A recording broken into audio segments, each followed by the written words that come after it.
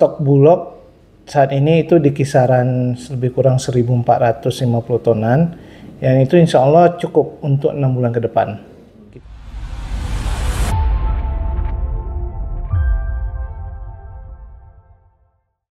Terkait dengan mahalnya harga beras di Aceh Tengah, bagaimana tanggapan Bapak dari pihak Bulog terhadap tingginya harga tersebut? Kemudian apa penyebab utama melonjaknya harga beras menurut Bapak? Apakah karena faktor produksi, distribusi, atau lainnya? Oke, terima kasih. Jadi memang harga di pasaran ini memang sudah mulai meningkat. Itu sebetulnya faktor penyebabnya. Yang pertama itu sekarang ini lagi masuk masa musim tanam, sehingga kilang padi yang biasanya memasok ke pedagang-pedagang itu mulai kesulitan, dan stok mereka sudah menipis karena musim tanam itu. Sementara harga gabah kalau mereka harus membeli itu sudah di kisaran 8.000 sampai 9.000 rupiah per kilogram. Jadi hal itulah yang menyebabkan pasokan terbatas di pedagang-pedagang setempat. Dan insya Allah hal tersebut akan berangsur turun seiring nanti ketika panen raya nanti. Oke, baik Pak. Kemudian selanjutnya, apakah stok beras untuk Aceh Tengah, Pak, Bulog saat ini mencukupi untuk kebutuhan masyarakat?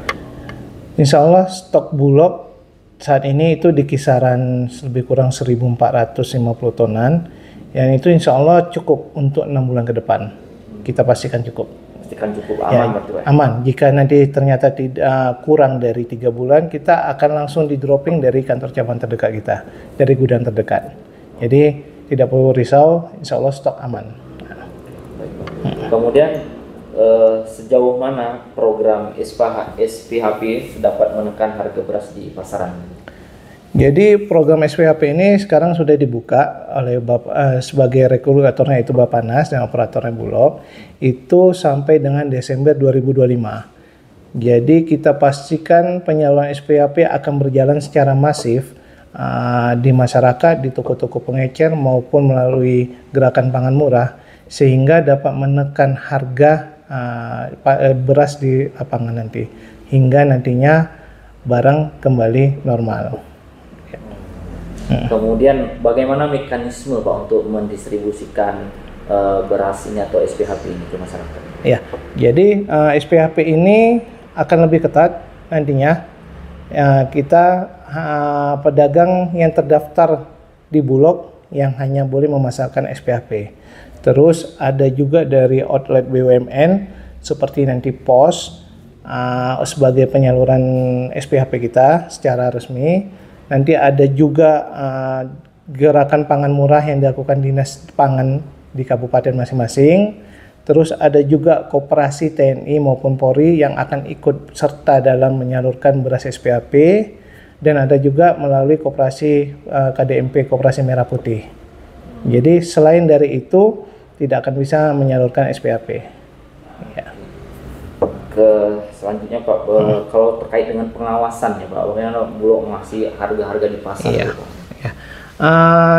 Nantinya setelah SPHP ini beredar di toko-toko pengecer yang ditunjuk Bulog tadi, itu di pasar rakyat maupun toko kios binaan Dinas Pangan, itu kami bersama-sama dengan Dinas Pangan, dengan Satgas Pangan, termasuk di dalamnya Forkopimda, ada Bulog, itu kami akan melakukan pengawasan rutin di lapangan, memastikan barang tetap ada di pasaran, stabil, dan memastikan mereka tidak melakukan hal-hal yang di luar ketentuan pemerintah.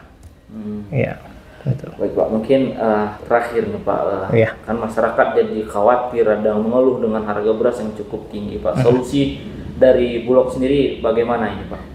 Insya Allah kita akan, karena sudah diperintahkan, sekarang kita sudah ada perintah untuk pengeluaran bantuan pangan.